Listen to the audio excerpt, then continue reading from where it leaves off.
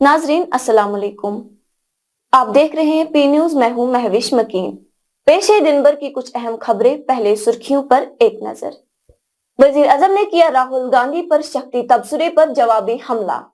BJP तकब्बुर में डूब चुकी है, कांग्रेस सदर का बयान। बीजेपी जम्मू कश्मीर के लोगों की मुंतखब हुकूमत नहीं चाहती है, उमर अब्दुल्ला। अपोजिशन पार्टियों के लिए कोई लेवल प्लेइंग फील्ड नहीं है, मोहम्मद मुजफ्फर शाह। नीतीश कुमार रियासती तहकीकाती एजेंसी के डायरेक्टर भी तैनात। और लोकसभा इलेक्शन में नुमाइंदा कौन, हमारा खुसूसी प्रोग्राम आज के शुमारे में शामिल। अब खबरें तफसील के साथ। नाज़रीन, वजीर आज़म नरेंद्र मोदी ने राहुल गांधी पर उनके शक्ति तबसरे पर जवाबी हमला किया और कहा कि वो शक्ति के लिए अपनी जान कुर्बान करने को तैयार है। एक रैली से खिताब करते हुए वजीर आजम ने कहा कि उनके लिए एजाज की बात है कि नारी शक्ति उन्हें आशीर्वाद देने और उनकी हिमायत के लिए जमा हुए हैं। हिंदुस्तानी इत्तेहाद ने अपने मंशूर में कहा कि उनकी लड़ाई शक्ति के खिलाफ है। मेरे लिए हर माँ, बेटी और बहन शक्ति की शक्ल है। मैं शक्ति के रूप में उनकी पूजा करता हूँ। वही कांग्रेस कौमी सदर मल्लिकार्जुन खड़गे का कहना है कि मोदी के प्रोग्राम अमीरों के लिए हैं और वो तकब्बुर में डूबकर लोगों को ये पैगाम देते हैं कि मुल्क 2014 में आजाद हुआ है। कांग्रेस ने कहा कि राहुल गांधी ने जिस शक्ति का जिक्र किया है वो आरएसएस और मनुवाद की शक्ति है और ये शक्ति लोगों को तबाह करना चाहती है। मल्लिकार्जुन खड़गे ने कहा कि कांग्रेस भारत की नारी को मुल्क की सबसे अहम शक्ति मानती है और यही वजह है कि कांग्रेस नारी शक्ति के लिए अहम स्कीमें लाना चाहती है, जिसके लिए अवाम को इंडिया इत्तेहाद को वोट देना होगा। नेशनल कॉन्फ्रेंस के नायब सदर उमर अब्दुल्ला ने जनूबी कश्मीर के कुलगाम में एक अवामी जलसे से खिताब में बीजेपी पर हमले करते हुए कहा कि वो नहीं चाहती कि जम्मू कश्मीर के लोगों की अपनी मुंतखब हुकूमत हो। ताहम उमर ने उम्मीद जाहिर की कि सुप्रीम कोर्ट ने पहले ही मरकजी हुकूमत को जम्मू कश्मीर में 30 सितंबर 2024 तक या उससे पहले असेंबली इंतखाबात कराने की हिदायत दी है।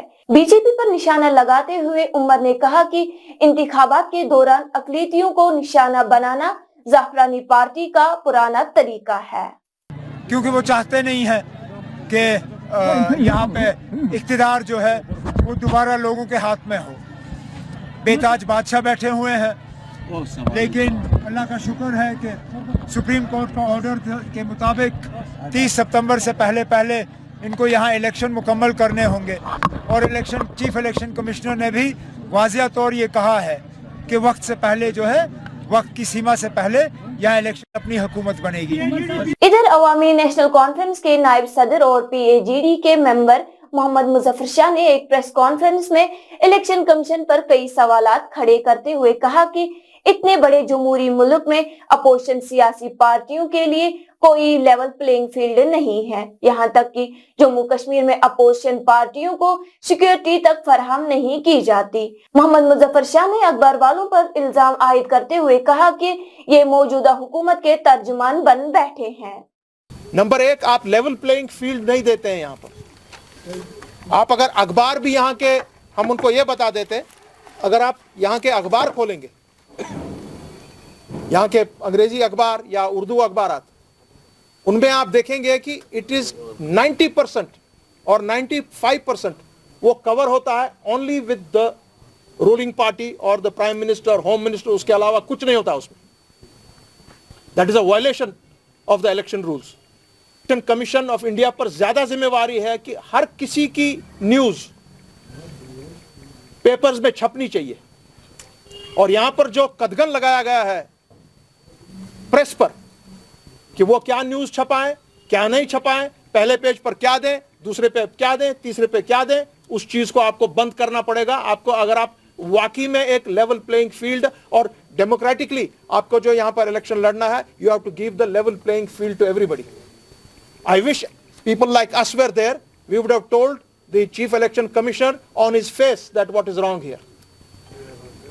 नंबर 2, आप यहां पर जो सिक्योरिटी रिलेटेड मैटर्स हैं, आप देखेंगे कि जितने भी रूलिंग पार्टी के लोग हैं या उनके साथ मुंसलिक जितने भी लोग हैं या आम उनके साथ जो लोग चलते हैं, पहले तो बहुत से लोग मैंने सुना है वो 2-3 लाख रुपया देते हैं और अपने लिए सीआरपी की सिक्योरिटी कवर हासिल करते हैं. This is a big shame on our democracy. Election Commissioner has to take a very serious view on this. नाजरीन, ये थी कुछ अहम खबरें. अब पेश है आज का खुसूसी प्रोग्राम लोकसभा इलेक्शन में नुमाइंदा कौन. पेश कर रहे हैं बशीर नाज. आप देख लीजिए प्रोग्राम. मुझे दीजिए इजाजत. खुदा हाफिज. जैसा कि आप जानते हैं कि इलेक्शन कमीशन ऑफ इंडिया ने 2 रोज कबल लोकसभा इलेक्शन के लिए बाकायदा तौर शेड्यूल जारी किया, जिसके मुताबिक मुल्क में 19 अप्रैल से लोकसभा के आम इंतखाबात शुरू होंगे और वोटों की गिनती 4 जून को होगी, जबकि यहां जम्मू कश्मीर में 19 अप्रैल से 26 मई तक 5 मरहलों में वोट डाले जाएंगे. वही इलेक्शन कमीशन के ऐलान के बाद सियासी पार्टियों ने अपने अपने उम्मीदवारों की लिस्ट को हाथमी शक्ल देने में तेजी लाई है. अगरचे जम्मू कश्मीर में भारतीय जनता पार्टी जो कौमी पार्टी है, जो भारत की सबसे बड़ी पार्टी है, उन्होंने जम्मू सूबे की 2 यानी जम्मू और उधमपुर सीटों के लिए उम्मीदवारों का ऐलान पहले ही किया है. ताहम श्रीनगर, बारामूला और अनंतनाग राजौरी लोकसभा हलकों के लिए उन्होंने अभी उम्मीदवारों की लिस्ट शाया नहीं की है. अब जबकि इलेक्शन कमीशन ने शेड्यूल जारी किया तो बीजेपी ने भी इन 3 हलकों के लिए पैनल में मौजूद अपने उम्मीदवारों की छानबीन शुरू कर दी और बहुत जल्द पार्टी उनका ऐलान करने वाली है. हाँ, बीजेपी इस बार श्रीनगर, बारामूला और अनंतनाग राजौरी लोकसभा हलकों के लिए जिन उम्मीदवारों को सिलेक्ट करने जा रहे हैं उनको कई जायों से देखा और परखा जा रहा है. भारतीय जनता पार्टी के राडार पर जिन उम्मीदवारों के नाम हैं उनकी तफसीलात देने से पहले यहां की मकामी सियासी पार्टियों पर नजर डालते हैं. उन सियासी पार्टियों के खीमे में क्या चल रहा है, बात करते हैं पहले नेशनल कॉन्फ्रेंस की. नाज़रीन, आपको मालूम है कि 2019 में यहां एक सियासी तब्दीली रोनमा हुई. जब दफा 370 का खात्मा हुआ तब पीडीपी और एनसी ने एक सियासी इत्तेहाद कायम किया जिसमें सजाद लोन, मोहम्मद मुजफ्फर शाह, कांग्रेस और मोहम्मद यूसुफ तारगामी शामिल थे और इस इत्तेहाद का नाम PAGD रखा गया, जिसका मकसद दफा 370 की हिफाजत करना था. लेकिन ऐसा नहीं हुआ, बल्कि दफा 370 बढ़ गया. वही जब ULB और DDC इलेक्शन का बिगुल बज गया तो सीट शेयरिंग पर PAGD में इत्तेफाक कायम नहीं हुआ, जिसके नतीजे में सजाद गनी लोन समेत दूसरे लोगों ने PAGD से अपने आप को अलग किया. वही जब लोकसभा इलेक्शन की बात आई तो आज भी वैसा ही हो रहा है. उमर अब्दुल्ला ने सीट शेयरिंग से इनकार किया और कहा कि हम तीसरे नंबर पर आने वाली पार्टी यानी PDP के लिए अपनी सीट कुर्बान नहीं कर सकते. मतलब PAGD भी बढ़ गया. नहीं दफा 370 की हिफाजत हुई, नहीं सियासी इत्तेहाद कायम रहा. अब चूंकि लोकसभा इलेक्शन होने वाले हैं, शेड्यूल जारी हुआ है, 19 अप्रैल को वोटिंग होने जा रही है, तो सियासी पार्टियां किसी भी वक्त अपने उम्मीदवारों का लिस्ट मंजर आम पर ला सकते हैं. बात हो रही है नेशनल कॉन्फ्रेंस की. अभी तक जो भी पी न्यूज को खुसूसी जराये से इतला मिल रही है उसके मुताबिक डॉक्टर फारूक अब्दुल्ला इस बार लोकसभा इलेक्शन में हिस्सा नहीं ले रहे हैं. यानी डॉक्टर फारूक अब्दुल्ला अब पार्लियामेंट इलेक्शन नहीं लड़ेंगे, जिसकी एक अहम वजह उनकी उम्र का है. वही उमर अब्दुल्ला के बारे में यह खबर आ रही है कि पार्टी के अक्सर लोग उमर अब्दुल्ला को श्रीनगर हल्के के लिए उम्मीदवार देखना चाहते हैं, जबकि बारामूला हल्का इंतखाबात के लिए सईद आगा रुहुल्ला उम्मीदवार हो सकते हैं. वही अनंतनाग राजौरी के लिए साबिक जज जस्टिस हसनैन मसूदी का भी नाम पहले नंबर पर बताया जा रहा है.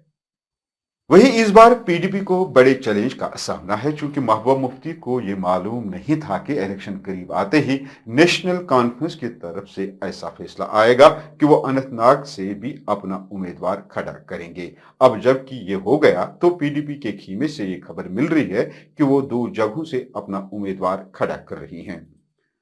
खुद महबूबा मुफ्ती अनंतनाग राजौरी से अनंतनाग लड़ रही हैं, जबकि श्रीनगर से वहीद परा उम्मीदवार हो सकते हैं. हाँ, खबर यह भी आ रही है कि अगर नेशनल कॉन्फ्रेंस और PDP में सीट शेयरिंग पर मुफाहमत नहीं होती है तो PDP बारामूला से भी किसी अहम सियासी शख्सियत को मैदान में ला सकती है.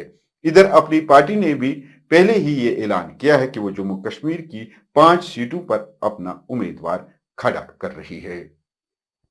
अब आते हैं भारतीय जनता पार्टी की तरफ। इतला यह है कि जम्मू कश्मीर भारतीय जनता पार्टी लोकसभा इंतखाबात के लिए अपने उम्मीदवारों की फहरिस्त पर शामिल लोगों पर गौर कर रही है।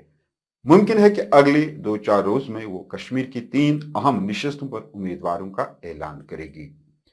जहां तक भारतीय जनता पार्टी पार्लिमानी उमूर का ताल्लुक है, इस बार कश्मीर की 3 अहम नशिस्तों पर संजीदगी से गौर कर रही है, क्योंकि 2014 और 2019 में भारतीय जनता पार्टी इतनी मजबूत नहीं थी जितना वो आज है।